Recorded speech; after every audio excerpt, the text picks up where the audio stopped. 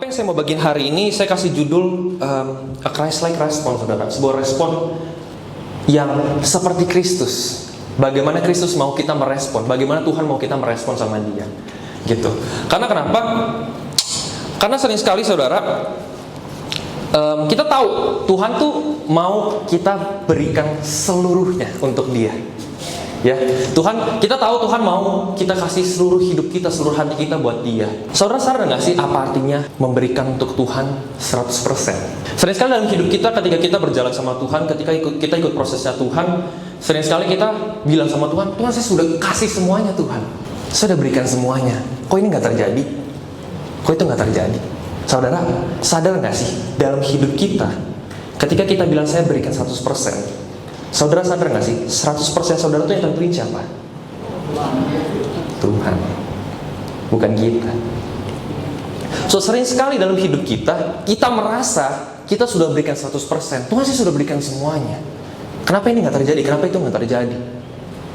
Tapi saudara pernah nggak bertanya, Tuhan apakah saya benar-benar sudah serahkan 100%? Karena kita perlu tahu saudara, standar 100%-nya Tuhan sama standar 100%-nya kita bisa beda. Dan kabar baiknya adalah standar yang Dia kasih ini kita semua bisa kenal dan bisa tahu. Kenapa? Karena Dia kirim anaknya buat kita. Itu sebabnya penting sekali untuk kita mengenal Tuhan setiap hari lebih dan lebih lagi. Kenapa? Karena tanpa pengenalan kita akan Kristus, kita nggak akan pernah mengerti 100%-nya saya yang Tuhan mau tuh gimana sih. Saudara perlu sadar, 100%-nya saya di hadapan Tuhan sama 100%-nya kau insan di hadapan Tuhan itu berbeda.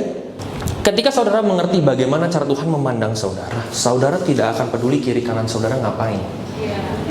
Saudara akan stop membandingkan diri saudara dengan orang lain.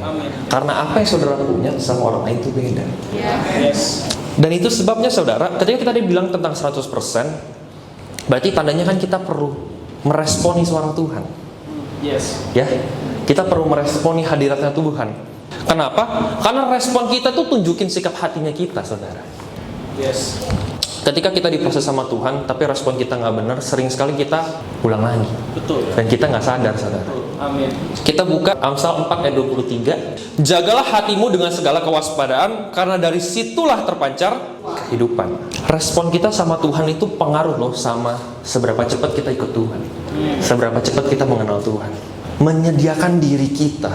Kayak tadi yang dinyanyiin tentang lagu Suka-sukamu Tuhan. Itu maknanya sebenarnya kalau kita ngerti dalam loh. Kenapa? Karena ketika kita ngerti suka-sukanya Tuhan, sering sekali yang suka-sukanya Tuhan itu bukan suka-sukanya kita.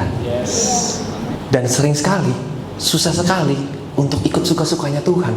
Karena kita juga punya sesuatu yang kita suka. Tuhan itu, walaupun Dia mau kita ikut suka-sukanya Dia yang akan pelihara. Dia akan bertanggung jawab. Pertanyaannya, apakah kita bisa ikut suka-sukanya Dia dengan 100%? Karena sebenarnya kalau kita bicara tentang kita menyediakan diri, kita berserah sama Tuhan, saudara, kita sebenarnya nggak pernah ngerti seberapa banyak yang kita sudah serahkan sampai waktu momen ujiannya terjadi. Saudara bisa berdoa di dalam kamar saudara, dalam satu teduh saudara, Tuhan saya sudah serahin saya serahkan masa depan saya serahkan pasangan hidup saya serahkan nilai-nilai saya dan segala macam. Tapi yang menentukan apakah kita sudah menyerahkan seluruhnya buat Tuhan itu adalah ketika ujian di lapangan terjadi, saudara. Abraham diuji ketaatannya bukan ketika dia di rumah dan Tuhan bilang ini dia lakukan, bukan. Ketaatan terbesar dia diuji ketika Tuhan minta anaknya dan sampai di atas gunung dia benar-benar harus serahin anaknya sampai ke titik terakhir sebelum Tuhan selamatkan dia. Nah, masalahnya dengan pengertian yang kita punya ini, sering sekali waktu kita ikut Tuhan, respon kita tuh tidak sesuai sama apa yang Tuhan mau. Manusiawi nggak? Manusiawi sih. Tapi ketika kita mau ikut Tuhan dan kita bilang Tuhan saya mau serahkan semuanya buat Tuhan, kita nggak bisa terus-menerus responin suara Tuhan, hadirat Tuhan dengan salah. Tadi saya bilang tentang respon hati, respon kita menunjukkan sikap hati kita. Contoh ya, ada tisu ya.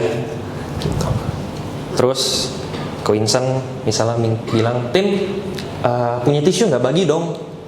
Pertama saya kasih gini, silakan Ko, gitu ya. Yang pertama ya.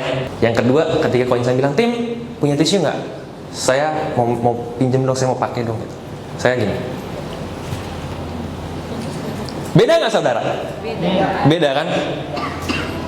Caranya beda kan? Walaupun hasil akhirnya sama loh, sama-sama terima tisu. Yes. Nah sering sekali saudara, ketika kita respon sama Tuhan, kita selalu permasalahin itu akhirnya kan yang penting sampai Tuhan. Padahal prosesnya itu juga penting. Dan sering sekali kita nggak peduli prosesnya ini, yang penting akhirnya gimana. Nah, sering sekali ketika hal seperti ini terjadi, dan ketika Tuhan tegur kita, karena kita anak-anaknya, jadi waktu hati kita nggak benar, Tuhan harus koreksi. Yes. Karena dia Bapa kita yang baik kan. Amin. Gitu. Nah sering sekali ketika kita ditegur dan kita dikoreksi, respon kita ketika ditegur dan koreksi itu sebenarnya menunjukkan hati kita benar apa enggak. Karena waktu tadi saya belikan tisu begitu sama Kolonsa, kamu tuh diajarin sopan santun apa enggak sih? Etikanya nggak ada kan, nggak ada sopan santunnya kan. Tapi ketika hati kita nggak benar, kita kan pedulin apa? Lah kan yang penting tisunya sampai. Poin minta saya kasih. Tapi permasalahan bukan dikasih tisunya kan, di cara kasih tisunya kan. Dalam ikut Tuhan tuh bukan sampai ke sananya kapan, tapi gimana sampai sananya. Karena Tuhan itu Dia yang punya semuanya, Dia mengerti kita yang terbaik. Dia punya caranya Dia yang Dia mau kita lewatin, bukan pakai caranya kita. Sebelum kita kenal Kristus, kita hidup itu ngapain sih? Kita hidup berdasarkan emosinya kita gimana, apa yang enak buat kita. Sebelum saya mengenal Kristus, mana ngerti tuh jika ada orang tampar pipi kanan kasih pipi kiri? Nggak ada. Udah dibawa baru ini kasih nih, baru gitu kan. Ya kan, suka-suka lu kan? Bukan suka-suka Tuhan kan? Suka-suka saya kan? Gitu. Itu kita dulu sebelum ikut Kristus. Nah, makanya waktu kita sekarang kenal Kristus, kita nggak bisa lagi hidup seperti itu. Kita nggak bisa lagi hidup suka-sukanya saya. Kalau kita dalam Kristus, kita sudah terima keselamatan, tapi kita hidup suka-suka kita, bukan suka-sukanya Tuhan, hidup kita nggak akan kemana-mana. Bukan Tuhan nggak berkatin saudara, bukan Tuhan nggak bukain pintu. Waktu pintunya datang, waktu berkatnya datang, kita nggak bisa responin dengan benar.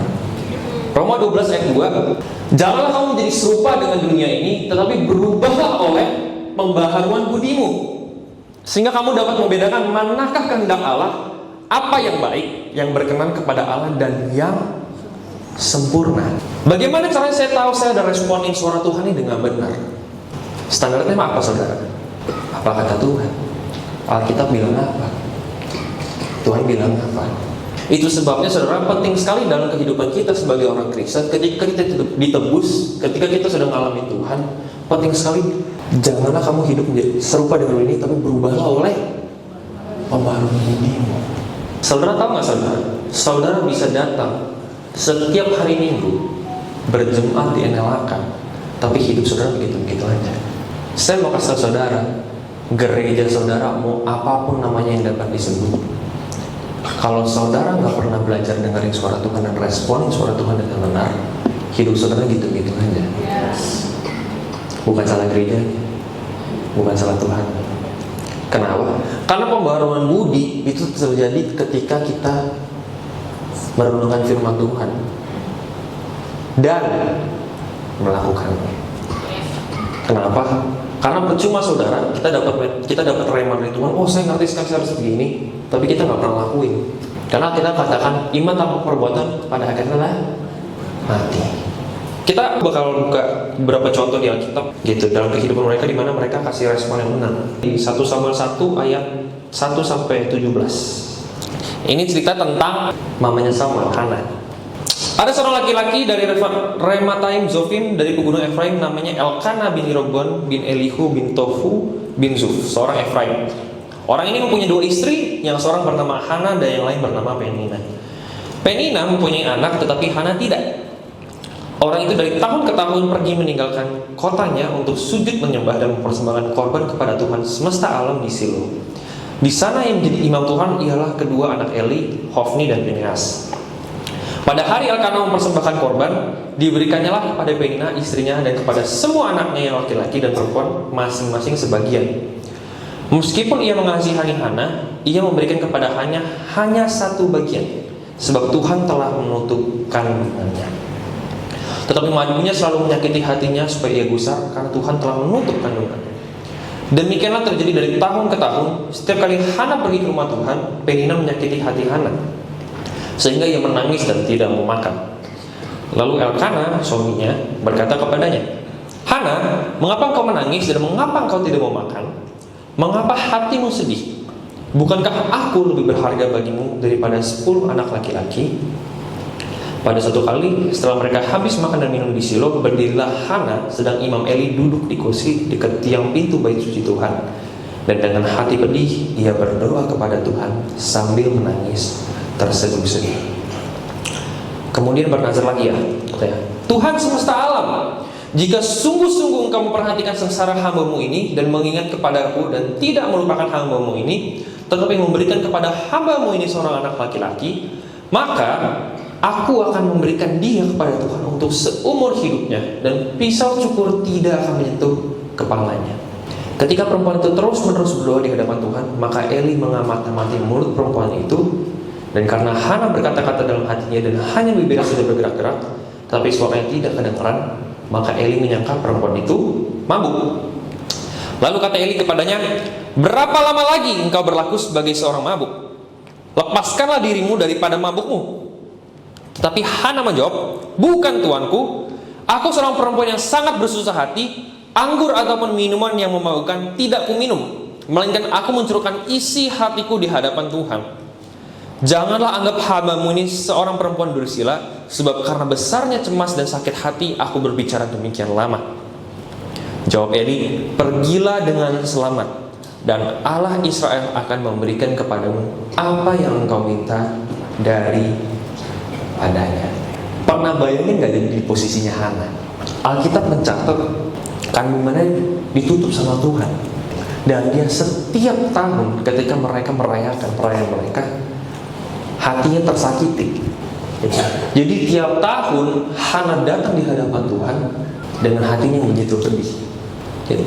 Sampai ke titik waktu dia lagi berdoa, Eli lihat dia, dan Eli kira dia orang mabuk. Saya kalau jadi Hana ya saudara, lagi pedih hatinya ya, lagi nangis sejadi-jadinya, doa sama Tuhan sampai suaranya udah nggak ada. Terus ada orang datang bilang, orang mabuk bangun. Bisa marah loh. Mabuk gitu, lu nggak tahu gue lagi begini lagi begitu, bisa kan? Dan sangat manusiawi sebenarnya untuk Hana marah. Sasa aja, orang lagi susah hati dikira mabuk. Tapi kita belajar sama-sama saudara, bagaimana Hana responin Samuel. Dia benar-benar nggak pakai amarahnya dia benar-benar jelaskan. Ayat 15, Hana bilang, bukan tuanku, aku seorang perempuan yang sangat bersusah hati, anggur atau minuman yang mabuk tidak kuminum. Walaupun hati Hana begitu pedih, walaupun hatinya begitu disakiti, tapi ketika Samuel datang di hadapan dia tahu Tuhan hadir. Waktu Eli datang, dia tahu ini seorang hamba Tuhan. Tuhan ini lagi hadir di hadapan dia. Saudara bayangin, seberapa sering sih ketika kita dalam posisi-posisi tertentu dalam hidup kita yang tidak mengenakan, yang begitu sukar, kita nuntut sama Tuhan. Tuhan, mana janji ini Tuhan? Kau begini, kau begitu, saya udah begini loh Tuhan, saya udah begitu loh Tuhan. Mana? Dan kita curahkan semua isi hati kita di situ, tanpa kita sadari. Waktu kita lagi berdoa, kita sedang meresponi dia dengan salah. Saudara perlu sadar, kita semua harus sadar, sikap hati kita yang benar, respon kita yang benar, saudara, menarik urapan dari surga itu untuk termanifestasikan dalam hidup kita. Yes, betul. Ketika Hana walaupun dengan pedih hatinya, walaupun dengan sakit hatinya, dia berdoa sama Tuhan. Ketika Tuhan hadir, dia responin dengan benar dan dia terima mujizatnya, saudara. Kita move on ke next karakter, saudara, tentang Samuel, gitu ya, anak dari mujizat yang Tuhan berikan sama Hana, gitu ya. 1 Samuel 3 ayat 1. Samuel yang muda itu menjadi pelayan Tuhan di bawah pengawasan Eli. Pada masa itu firman Tuhan jarang, penglihatan-penglihatan pun tidak sering. Pada suatu hari, Eli yang matanya mulai kabur dan tidak dapat melihat dengan baik sedang berbaring di tempat tidurnya. Lampu rumah Allah belum lagi padam. Samuel telah tidur di dalam bait suci Tuhan, tempat tabut Allah. Lalu Tuhan manggil, Samuel, Samuel. Dan ia menjawab, ya Bapa. Lalu berlari ia kepada Eli, serta katanya, ya Bapa, bukankah Bapa memanggil aku? Tapi Eli berkata, aku tidak memanggil, tidurlah kembali. Lalu pergilah ia tidur. Dan Tuhan memanggil Samuel sekali lagi. Samuel pun bangunlah, lalu pergi mendapatkan Eli serta berkata, "Ya Bapak, bukankah Bapak memanggil aku?" Tapi Eli berkata, "Aku tidak memanggil anakku, tidurlah kembali." Samuel belum mengenal Tuhan. Firman Tuhan belum pernah dinyatakan kepadanya. Dan Tuhan memanggil Samuel sekali lagi untuk ketiga kalinya. Ia pun bangunlah, lalu pergi mendapatkan Eli serta katanya, "Ya Bapak, bukankah Bapak memanggil aku?" Lalu mengertilah Eli bahwa Tuhanlah yang memanggil anak itu. Sebab itu berkatalah Eli kepada Samuel, "Pergilah tidur, dan apabila ia memanggil engkau, katakanlah, berbicaralah Tuhan, sebab hamba-Mu ini mendengar." Maka pergilah Samuel dan tidurlah ia di tempat tidurnya. Lalu dengarlah Tuhan berdiri di sana dan memanggil seperti yang sudah-sudah, "Samuel, Samuel." Dan Samuel menjawab, "Berbicaralah, sebab hamba-Mu ini mendengar." Lalu berfirmanlah Tuhan kepada Samuel, "Ketahuilah, aku akan melakukan sesuatu di Israel, sehingga setiap orang yang mendengarnya akan bising kedua telinganya. Pada waktu itu aku akan menepati kepada Eli segala yang telah kufirmankan tentang keluarganya dari mulai sampai akhir. Sebab telah kuberitahukan kepadanya bahwa aku akan menghukum keluarganya untuk selamanya karena dosa yang telah diketahuinya, yakni bahwa anak-anaknya telah menghujat Allah, tetapi ia tidak memarahi mereka. Sebab itu aku telah bersumpah kepada keluarga Eli bahwa dosa keluarga Eli takkan dihapuskan dengan korban sembelihan atau dengan korban sajian untuk selamanya." Samuel tidur sampai pagi. Kemudian dibukanya pintu rumah Tuhan. Samuel segan memberitahukan penglihatan itu kepada Eli. Tetapi Eli memanggil Samuel, katanya, "Samuel anakku." Jawab Samuel, "Ya Bapak."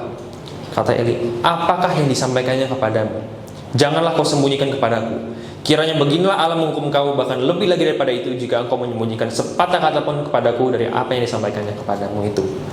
Lalu Samuel memberitahukan semuanya itu kepadanya dengan tidak menyembunyikan sesuatu pun. Kemudian Eli berkata, "Dia Tuhan, biarlah diperbuatnya apa yang dipandangnya baik." Dan Samuel makin besar, dan Tuhan menyertai dia, dan tidak ada satupun dari firman itu yang dibiarkannya gugur. Maka tahulah seluruh Israel dari Dan sampai Beersheba bahwa kepada Samuel telah dipercayakan jabatan Nabi Tuhan. Dan Tuhan selanjutnya menempatkan diri di Silo, sebab ia menyatakan diri di Silo kepada Samuel dengan perantaraan firman-Nya. Berapa kali Samuel dipanggil sama Tuhan? 4 kali kan? Dan saudara sadar gak sih? Setiap kali Tuhan panggil Samuel, firman-Nya gak lanjut, cuma dipanggil doang. Samuel, Samuel. Samuel ngapain? Dia lari ke kamarnya Eli. Dia tanya, "Ya Bapak, kenapa engkau panggil?" Ya kan? Dan itu terus menerus terjadi sampai berapa kali? 3 kali. Sampai waktu ketiga kali, Eli sadar bahwa Tuhan yang lagi panggil Samuel. Dan Eli yang ajarin Samuel cara responin suara Tuhan tuh gini. Sehingga akhirnya waktu kepada yang keempat kali, ketika Samuel dipanggil sama Tuhan, dia lakukan apa yang Eli ajarin dia. Sehingga dia responin suaranya Tuhan. "Ya Tuhan, hamba-Mu di sini, berbicaralah." So first pointnya saudara sadar nggak? Kalau Eli nggak ajarin Samuel, mungkin tuh dipanggil lebih dari 4 kali, bisa 5, bisa 6, karena Tuhan memang lagi panggil Samuel. Sadarkah saudara? Ketika Tuhan panggil saudara nggak bisa mundur. Ketika Tuhan panggil saudara, yang Tuhan tunggu tuh respon saudara yang benar. Buat responing nih, saudara mau respon yang gimana yang lain, selama saudara nggak responin suara dia akan terus panggil saudara. Samuel terus dipanggil sama Tuhan sampai dia meresponi suara Tuhan. Saudara lihat betapa pentingnya respon ketika Tuhan panggil kita dan kita respon. Dan ketika suara Tuhan itu datang, waktu Samuel respon dengan benar, waktu dia dengar, apakah cuma buat dia? Enggak loh. Tuhan bilang buat Samuel dulu kan. Istilahnya Tuhan bilang, "Saya akan pakai kamu luar biasa." Sampai seluruh Israel akan bising kupingnya. Setelah itu Tuhan lanjut. Tuhan bilang, apa yang telah kufirmankan sama keluarganya ini akan terjadi. Dan Alkitab mencatat, Samuel segan untuk kasih tahu sama Eli. Gitu ya. Kenapa? Karena ini sebuah berita yang tidak menyenangkan. Dia harus kasih tahu sama bapaknya dia sesuatu yang Tuhan ngomong sama dia yang tidak mengenakan.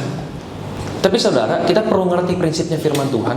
Ketika firman Tuhan sudah datang dan dibagikan, dibukakan untuk saudara, saudara bertanggung jawab untuk sampaikan. Apa yang saya dibukakan sama Tuhan di sini, saudara, kalau saya nggak bagikan sama saudara hari ini, saya bertanggung jawab di hadapan Tuhan. Yes. Jadi, kita sebagai orang Kristen tuh diciptakan untuk aktif. So, setiap hal yang Tuhan bukain sama kita, rema-rema yang kita punya, itu nggak pernah diciptakan untuk kita simpan sendiri, saudara. Itu untuk memberkati kita, tapi juga untuk memberkati sekitar kita. Karena ketika kita bilang Tuhan memanggil saya, Tuhan yang memerdekakan telah memanggil saya, dia nggak mau berhenti sampai sini, saudara. Dia mau kita lanjut. Sehingga akhirnya Samuel ini mengerti prinsip firman Tuhan dan dia tunduk. Sehingga dia lakukan. Walaupun Eli ngomong sama dia diancam ya, gitu ya. Kalau kamu nggak sampaikan nanti ini begini-begini yang terjadi sama kamu. Tapi akhirnya dia sampaikan. Dia tunduk sama otoritas yang Tuhan kasih dalam hidup dia. Dan Alkitab mencatat karena apa yang dia lakukan, respon pertamanya dia ketika dia meresponi suara Tuhan dan dia bertanggung jawab sama firman Tuhan yang Tuhan sampaikan. Penyertaan Tuhan itu mengikuti hidupnya dia. Sehingga Alkitab catat orang-orang di Israel dapat melihat, oh dia ini seorang nabi. Saudara, ketika kita dimerdekakan, ketika kita hidup dalam Tuhan, banyak sekali rema-rema yang kita waktu kita jalan sama Tuhan, kita, oh wow, this is life changing, ini sebuah hal yang merubah hidup saya nih. Tapi seberapa banyak dari kita yang bagikan itu? Berapa banyak dari kita, oh habis Tuhan buka, yaudah deh buat saya aja deh. Saya nggak bagiin ke orang deh. Karena segan lah, karena nggak enak lah, takut ngomong dan lain-lain, saudara. Samuel itu baru bisa dilihat orang ketika dia berani mengatakan firman Tuhan yang Tuhan sampaikan buat dia. Tanpa dia menjadi aktif, tanpa dia meresponi suara Tuhan dan dia lakukan. Mana ada yang tahu dia nabi? Tanpa saudara menjadi terang dan garam di tempat yang Tuhan taruh. Mana ada yang tahu saudara terang dan garam? Yang tahu saya Tuhan, yang tahu kita doang. Dan itu nggak merubah tempat kita. Itu nggak merubah bangsa kita. Nggak merubah hidup kita, nggak merubah sekitar kita, saudara. Saudara mau lihat hidup saudara berubah, saudara mau lihat keluarga saudara berubah, saudara mau lihat bangsa ini berubah, perlu aktif lakukan firman Tuhan, perlu merespon suara dia dan lakukan, saudara. Ini last karakter saya dari sharing saya hari ini. Ini tentang siapa sih? Tentang Gideon. Kita buka di Hakim-Hakim 6 ayat 11. Kemudian datanglah malaikat Tuhan dan duduk di bawah pohon terbangkin di Ofra. Kepunyaan Yoas orang Abiezr itu sedang Gideon anaknya mengirik gandum dalam tempat pemerasan anggur agar tersembunyi bagi orang Midian. Malaikat Tuhan menampakkan diri kepadanya dan berfirman kepadanya demikian, Tuhan menyertai engkau ya pahlawan yang gagah berani. Jawab Gideon kepadanya, Tuanku, jika Tuhan menyertai kami, mengapa semuanya ini menimpa kami? Di manakah segala perbuatan-perbuatan yang ajaib yang diceritakan oleh nenek moyang kami kepada kami? Ketika mereka berkata, bukankah Tuhan telah menuntun kita keluar dari Mesir? Tetapi sekarang Tuhan membuang kami dan menyerahkan kami ke dalam cengkraman orang Midian. Lalu berpalinglah Tuhan kepadanya dan berfirman, pergilah dengan kekuatanmu ini dan selamatkanlah orang Israel dari cengkraman orang Midian. Bukankah aku mengutus engkau? Tetapi jawabnya kepadanya, Tuanku, dengan apakah akan kuselamatkan orang Israel? Ketahuilah, kaumku adalah yang paling kecil di antara suku Manasye, dan aku pun seorang yang paling muda di antara kaum keluargaku. Jadi dibilang, Tuhan dipanggil Gideon. Waktu dia lagi nyari gandum, Tuhan panggil dia. Waktu malaikat Tuhan menampakkan dirinya, firman Tuhan pertama sama Gideon, Tuhan bilang apa? Tuhan menyertai engkau, ya pahlawan yang gagah berani. Tuhan bilang, Tuhan panggil kau ya pahlawan yang gagah berani. That's the first word dari Tuhan datang sama Gideon. Kata-kata pertama Tuhan. Gideon responnya gimana? Tuanku. Ya kan? Ayat 13. Tuanku, jika Tuhan menyertai kami, mengapa semua di sini menimpa kami? Di manakah segala perbuatan-perbuatan yang ajaib yang diceritakan oleh nenek moyang kami? Ya kan? Mana tuh kata Tuhan yang hebat? Saudara lihat nggak sebenarnya? Kalau katanya Koinsan nggak nyambung. Tuhan panggil, hai pahlawanku yang gagah berani. Dia ngapain? Tuanku. Masa sih ya gagah berani? Mana Tuhannya? Nggak nyambung kan? Nggak nyambung. Tapi kenapa Gideon responnya gitu? Ayat 15. Ketahuilah, kaumku adalah yang paling kecil di antara suku Manasye, dan aku pun seorang yang paling muda di antara kaum keluargaku. Gideon ini dari suku Manasye, dan dia bilang Manasye itu suku paling kecil. Saudara kalau tahu ceritanya Manasye, ada di Kejadian 48 ayat 8. Tapi Manasye ini adalah anak Yusuf yang berkat kesulungannya itu ditukar sama Yakub untuk dikasih sama Efraim. Boleh dibukain satu ayat aja, Kejadian 48 ayat 8. Kita perlu tahu dulu nih sedikit sejarahnya. Kenapa Gideon responnya gitu sih? Tuhan manggil apa, dia responnya gimana? Ketika Israel melihat anak Yusuf itu bertanya, ya siapakah ini? Jawab Yusuf padanya, ayahnya, inilah anak-anakku yang telah diberikan Allah kepadaku di sini. Maka katanya, dekatkanlah mereka kepadaku supaya memberkati mereka. Adapun mata Israel telah kabur karena tuannya, jadi dia tidak dapat lagi melihat. Kemudian Yusuf mendekatkan mereka kepada ayahnya, dan mereka dicium serta dibekap oleh ayahnya.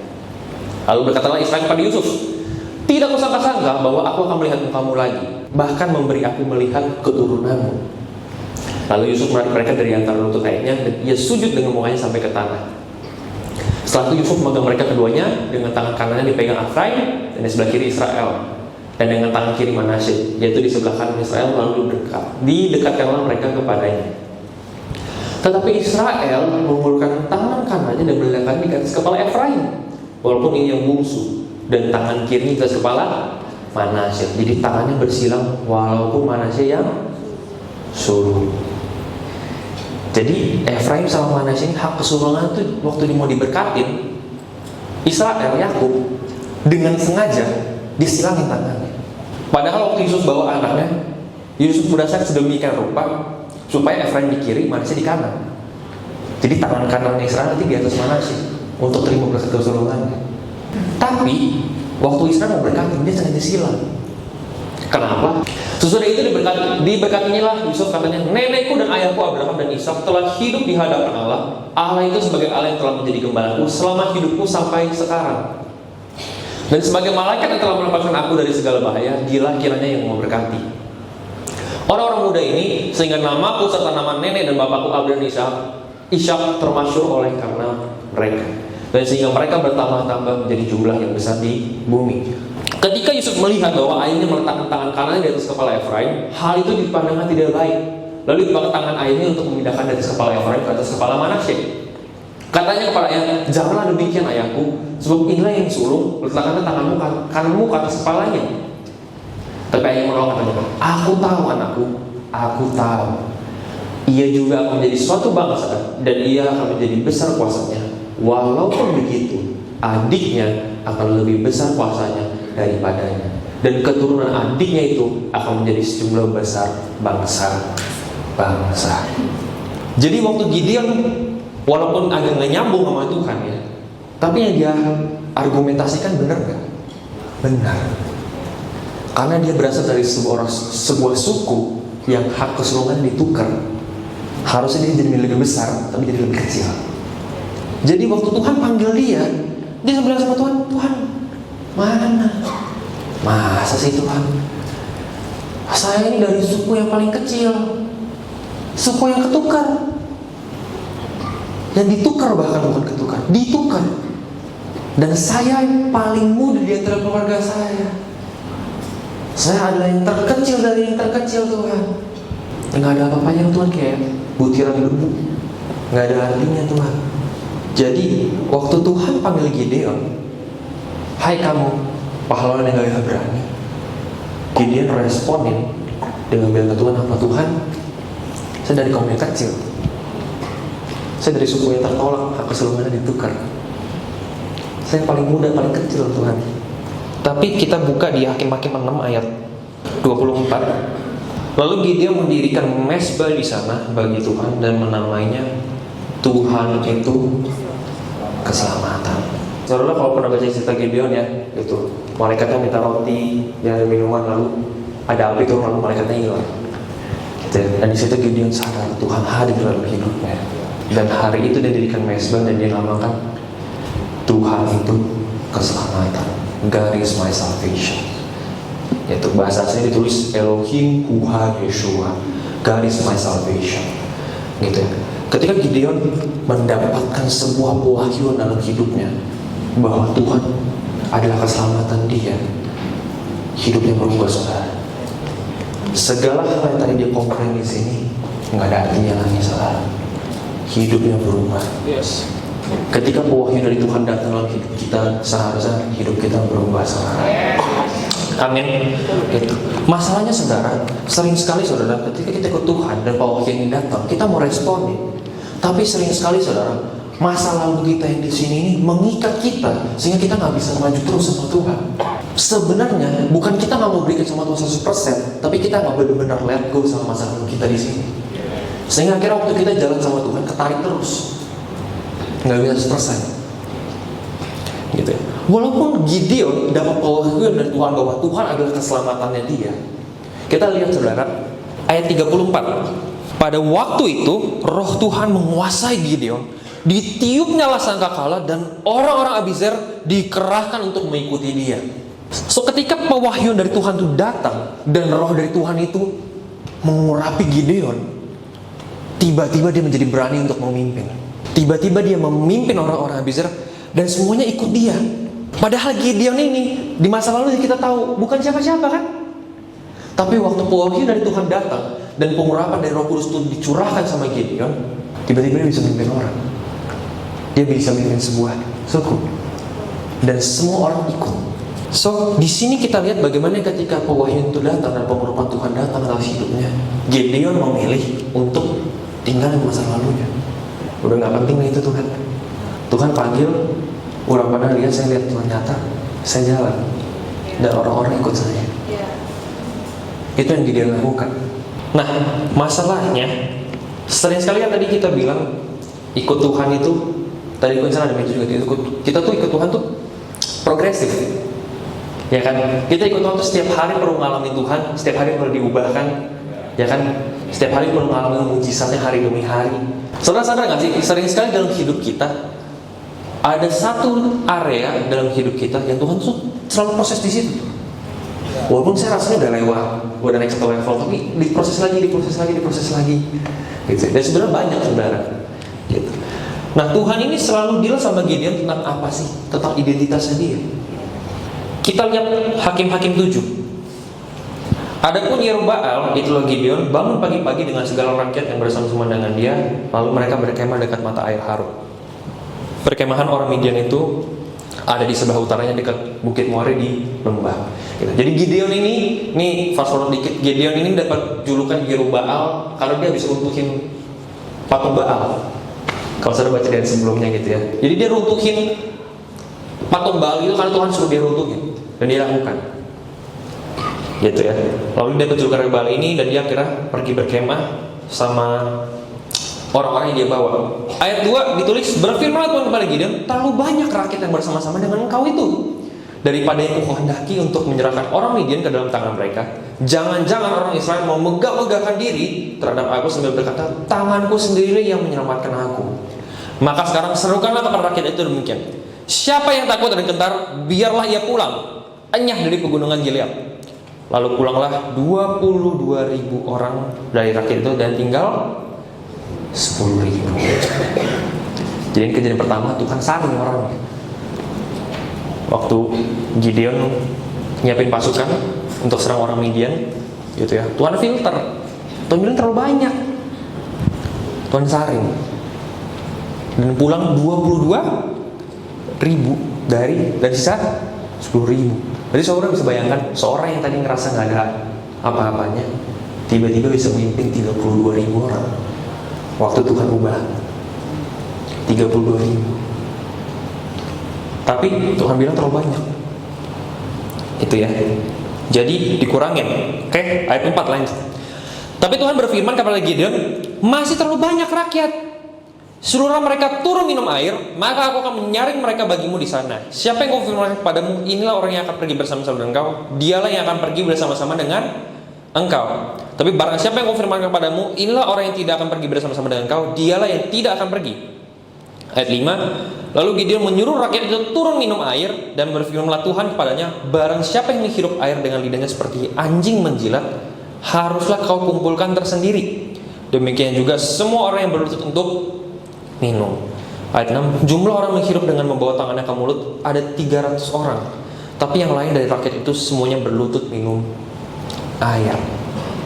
Jadi dari 32.000 disaring tinggal 10.000, 22.000 pulang, lalu dari 10.000 ini disaring lagi sampai tinggal 300. Saudara pernah mikir nggak kenapa disaring? Yang pertama, Tuhan saring apa?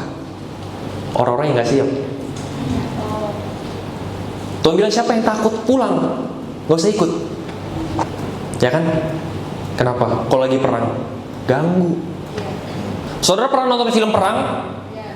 Ya, ada sebuah tim pasukan pergi perang, terus yang satunya, takut. Dengar suara peluru, takut tuh, apa ngumpet doang. Nggak berani ambil senjata, nggak berani nembak. Pernah? Gemes nggak lihatnya? Gemes kan? Mending dia pulang kan? Sama. 32.000. Saudara bayangin 32.000 yang, perang. Siapa yang nggak berani pulang? Pulang 22.000. Berarti 22.000 ini ngapain? Memberani-beranikan diri aja kan? Karena kiri kanannya banyak temennya kan? Waktu di lapangan mateng. Tapi Tuhan masih baik dan beranugerah. Tuhan bilang yang nggak siap pulang. Saudara, saya mau kasih tahu sama saudara. Saudara kalau nggak siap ikut Tuhan, jangan ikut. Daripada saudara ikut setengah-setengah, ganggu saudara. Ganggu kehidupan saudara, ganggu Tuhan. Karena Tuhan waktu dia panggil Gideon, Tuhan punya rencana buat Gideon. Waktu Tuhan panggil setiap kita di sini, setiap saudara dan saya, Tuhan punya rencana buat kita. Dan kalau kita ikut Tuhan cuma setengah-setengah, ganggu rencana Tuhan, ganggu yang lain. Kenapa? Timi di dunia ini cuma satu. Insan di dunia ini cuma satu. Kalau peran yang Tuhan panggil buat Timi nggak kerjakan, insan nggak bisa ganti. Peran yang insan punya, insan nggak penuhin, Timi nggak bisa ganti. Tuhan harus tunggu generasi selanjutnya panggitin lagi.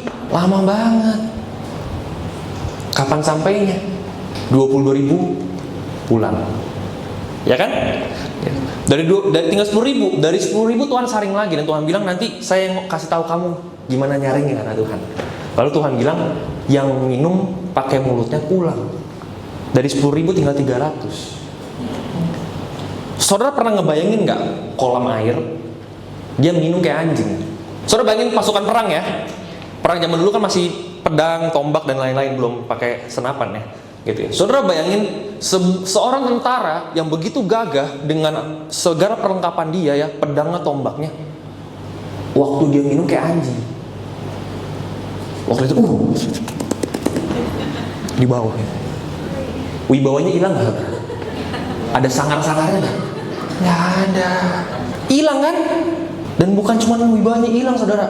Itu kalau lagi minum kayak begini, kayak anjing. Kalau ada musuh di depan kira-kira sempat angkat nggak? Belum. Mau angkat kepala udah hilang palanya. Kenapa? Nggak siap.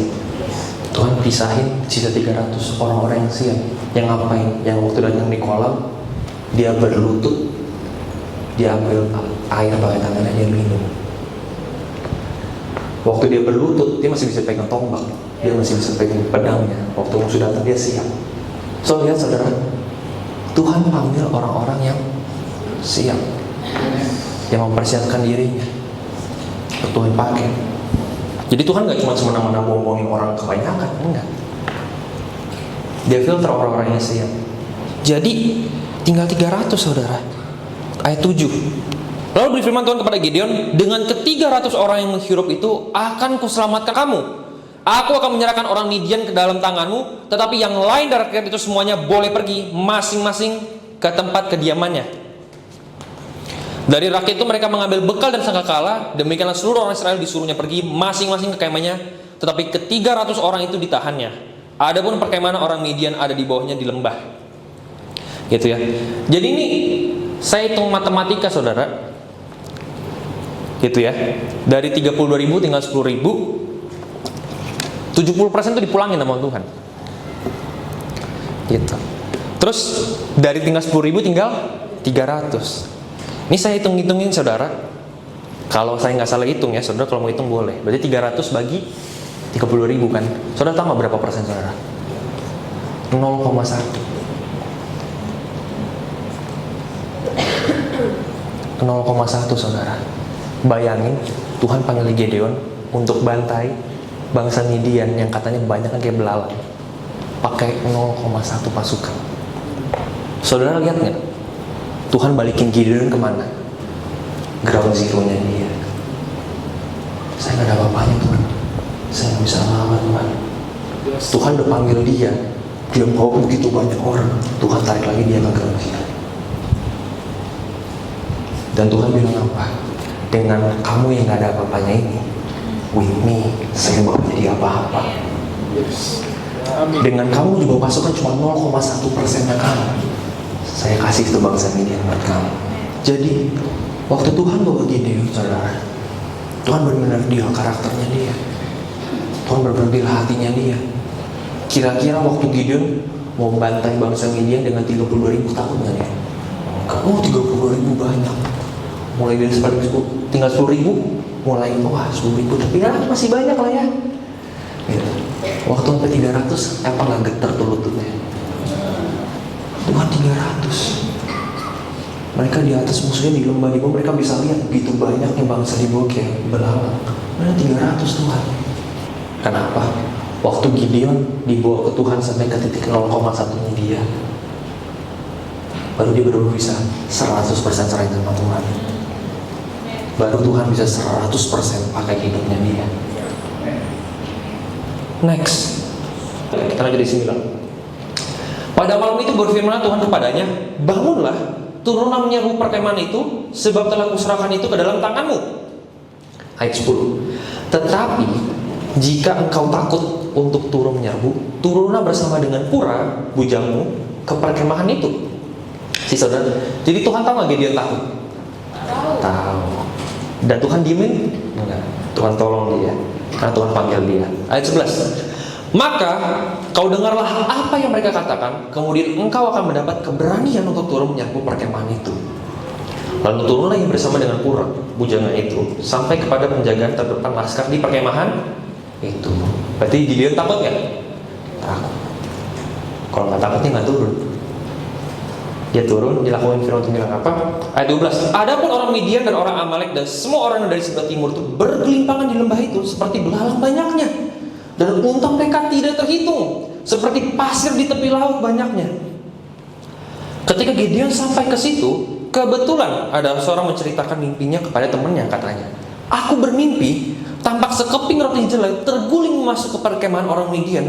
Setelah sampai ke kemah ini, dilanggarnyalah kemah ini sehingga roboh dan dibongkar bangkirkannya. Demikianlah kemah ini habis runtuh. Lalu temannya menjawab, ini tidak lain dari pedang Gideon bin Yoas, orang Israel itu. Allah telah menyerahkan orang Midian dan seluruh perkemahan ini ke dalam tangannya. Segera sesudah itu Gideon mendengar mimpi itu diceritakan dengan maknanya, sujudlah ia menyembah. Kemudian pulanglah ia ke perkemahan orang Israel, lalu berkata, bangunlah, sebab Tuhan telah menyerahkan perkemahan orang Midian ke dalam tanganmu. Sesudah itu dibaginya lah ke 300 orang itu ke dalam 3 pasukan, dan ke tangan mereka semua diberikanlah sangkakala dan buyung kosong dengan suruh di dalam buyung itu. Dan berkatalah ia kepada mereka, perhatikanlah aku dan lakukanlah seperti yang kulakukan. Maka apabila aku sampai ke ujung perkemahan itu, haruslah kamu melakukan seperti yang kulakukan. Apabila aku dan semua orang yang bersama dengan aku meniup sangkakala, maka haruslah kamu juga meniup sangkakala sekeliling seluruh perkemahan itu dan berseru, demi Tuhan dan demi Gideon. Lalu Gideon dan ke-100 orang yang bersama-sama dengan dia sampai ke ujung perkemahan itu pada waktu permulaan giliran jaga tengah malam, ketika penjaga-jaga baru saja ditempatkan. Lalu mereka meniup sangkakala sambil memecahkan buyung yang di tangan mereka. Demikianlah ketiga pasukan itu bersama-sama meniup sangkakala dan memecahkan buyung dengan memegang obor di tangan kirinya dan sangkakala di tangan kanannya untuk ditiup, serta berseru, pedang demi Tuhan dan demi Gideon. Sementara itu tinggallah mereka berdiri masing-masing di tempatnya sekeliling perkemahan itu. Tetapi seluruh tentara musuh menjadi kacau balau, berteriak-teriak dan melarikan diri. Sedang ke-300 orang itu meniup sangkakala, maka di perkemahan itu Tuhan membuat pedang yang seorang diarahkan kepada yang lain. Lalu larilah tentara itu sampai ke Betsita, ke arah Zerera, sampai ke pinggir Abel Mehola dekat Tabat. Kemudian dikerahkanlah orang Israel dari suku Naftali dan dari suku Asyer dan dari segenap suku Manasye, lalu mereka mengajar orang Midian itu. Gitu ya. Jadi lanjut terus sampai bawah, saudara, di mana sampai akhirnya orang Gideon itu dikejar dan dihabisin sama Gideon. Nah saudara, terlepas apa yang Gideon alami di masa lalunya, Dia harus lewatin proses demi proses. Dan Tuhan selalu bawa lagi dia ke ground zero-nya dia. Sebelum namanya dicap sama orang sebagai Yerubaal, saudara, waktu firman Tuhan datang sama dia untuk rubuhin patung Baal itu, dia pun takut. Firman Tuhan datang dan berikan dia keberanian dan dia lakukan. Waktu dia mimpin 300 orang itu, dia takut. Kenapa? Karena di belakang kepalanya dia punya masalah di sini. Dan waktu dia ikut Tuhan selalu perkara di sini, kan belum selesai. Karena Gideon, walaupun pertama kali Tuhan panggil dia sebagai pahlawan yang gagah berani, dia selalu melihat dirinya sebagai, aku bukan siapa. Tahu gak sih saudara, waktu Tuhan selamatkan kita, dia berikan kita identitas yang baru. Siapa kita di dalam Tuhan itu beda sama yang di lama. Masalahnya saudara, sering sekali waktu Tuhan panggil kita untuk kita lakukan kehendak dia, kita selalu berargumen sama Tuhan pakai masa lalu kita. Gideon dipanggil Tuhan dan dia lihat bagaimana dirinya diurapi dan bagaimana orang-orang pun melihat Gideon diurapi. Tapi dalam hidupnya, dalam proses itu sama Tuhan, dia selalu deal di situ. Dan kalau Tuhan panggil Gideon dan Gideon gak pernah selesaikan ini sama Tuhan, respon dia gak akan pernah jadi pahlawan yang gagah berani. Bangsa Israel tidak akan dilepaskan dari bangsa Midian. Karena tiap kali Tuhan panggil dan firman Tuhan datang sama Gideon, dia akan respon dan salah. Karena hatinya masih nyangkut di masa lalunya. So ketika firman Tuhan datang, Gideon memilih untuk mentaati dan melakukan firman Tuhan. Setelah dia dengar bagaimana Tuhan akan menyertai dia, bagaimana Tuhan akan berperkara untuk dia memilih untuk tinggalin identitas dia yang lama. Dan dia ikut Tuhan. Dia ikut apa yang Tuhan suruh dia lakukan. Gideon tinggalin identitas dia sebagai pengecut, dan dia memilih untuk mengambil identitas yang Tuhan kasih, pahlawan yang gagah berani. Dan until now kita masih dengar nama Gideon di Alkitab sebagai seorang pahlawan yang gagah berani. Jadi saudara, tadi kita ikut Tuhan saudara, dan kita terus-menerus lihat ke belakang saudara, lalu lihat terus masa lalu kita saudara, kita akan selalu kasih Tuhan respon yang salah. Selalu akan kasih respon yang salah. Saya boleh berasal dari kota Serang, kota yang kecil, tapi waktu Tuhan panggil saya untuk ikut Tuhan, kemana dia mau bawa saya nggak bisa terus-menerus argumen sama dia, membawa pola pikir saya yang lama, membawa identitas saya yang lama. Kalau saya terus-menerus berargumen sama Tuhan di masa lalu saya, hari ini saya nggak akan berdiri di sini, saudara. Kalau saudara tahu saudara dipanggil Tuhan dan saudara tahu panggilan saudara di dalam Tuhan, live your past. Tinggalkan masa lalu saudara, tinggalkan identitas lama saudara. Kenapa? Karena waktu Tuhan panggil saya, waktu Tuhan panggil Gideon, waktu Tuhan panggil setiap kita semua, dia tahu potensi kita semua yang terbaik. Masalahnya adalah sering sekali kita nggak bisa melihat bagaimana cara Tuhan melihat diri kita. Kita selalu melihat diri kita sebagai orang yang gagal, orang yang kecil, orang yang gak pintar ngomong, orang yang sungkan. Padahal Tuhan panggil kita sebagai kepala dan bukan ekor. Itu sebabnya saudara, makanya penting sekali buat kita tuh benar-benar ngerti siapa kita di dalam Tuhan. Benar-benar mengerti, benar-benar mengenal siapa kita di dalam Tuhan, saudara. Karena tanpa pengenalan akan Kristus, tanpa pembuaran budi, saudara, kita hanya nyangkut di ground sini. Kita akan nyangkut di masa lalu kita terus, saudara. Dan mau bagaimana besarnya perbuatan Tuhan dalam hidup kita, saudara, kita nggak gerak kemana-mana, nggak bisa move on, nyangkut terus sama masa lalu kita. Dan kita akan terus-menerus responin suara Tuhan dengan masa lalu kita. Sehingga akhirnya kita selalu berargumen sama Tuhan, realita yang di depan mata kita tuh lebih besar daripada Tuhan ya. Seberapa banyak sih dari kita yang selalu berargumen sama Tuhan, Tuhan ini terlalu besar, terlalu nggak mungkin. Setiap kita pasti pernah alami. Ketika Gideon dipanggil Tuhan sebagai pahlawan yang gagah berani, apakah dia nggak tahu sejarahnya Tuhan begitu besar, begitu ajaib? Tahu. Tapi sampai dalam hidupnya dia berhenti melihat Tuhan sebagai Tuhan yang begitu besar. Dia bilang, Tuhan mana engkau? Makanya saya suka banget tadi salah satu lagu penyembahan yang bagian tentang Waymaker yang dinyanyiin. Yes. Even when I can see it, you're working. Even when I cannot feel it, you're working. Walaupun saya nggak lihat, saya nggak merasakan, saya nggak bisa lihat depan mata saya, Tuhan ada. Tapi saya tahu Tuhan ada dan saya memilih Tuhan. Saya memilih percaya bahwa Tuhan hadir, walaupun saya nggak lihat dan saya nggak rasakan. Ketika respon kita menjadi seorang Kristen yang benar-benar radikal, mau gunung sebesar apapun saudara, mau Goliat setinggi apapun, kita bisa lewati. Bukan karena kitanya bisa, tapi karena kita mengerti siapa Dia di dalam kita dan siapa kita di dalam Dia. Dan itu sebabnya makanya saudara, penting sekali untuk kita benar-benar mengenal Tuhan kita, siapa Dia di dalam hidup kita setiap hari. Penting sekali saudara untuk kita mengalami mujizat demi mujizat Tuhan setiap hari saudara. Penting sekali saudara untuk kita mengalami metanoia demi metanoia setiap hari saudara. Karena tanpa ini semua, kita akan jadi orang-orang Kristen yang biasa-biasa aja. Kita akan menjadi Gideon yang dipanggil sebagai pahlawan yang gagah berani, tapi kita terus berargumen di sini. Itu sebabnya saudara, kunci kita untuk kita bisa dipakai sama Tuhan saudara, untuk penuhin setiap panggilan Tuhan kasih sama kita saudara, adalah apa sih? Bersedia dipakai Tuhan apa adanya. Definisi suka-sukamu Tuhan itu apa sih? Tuhan, iya tahu, saya tahu saya orang yang kecil, ya Tuhan, saya tahu saya orang yang tertolak, ya Tuhan, saya tahu saya orang yang gak ada bahkan paling kecil dan paling muda Tuhan. Tapi ketika Tuhan bilang saya adalah pahlawan yang gagah berani, saya akan menjadi pahlawan yang gagah berani. Karena suka-sukamu Tuhan, bukan suka-suka saya.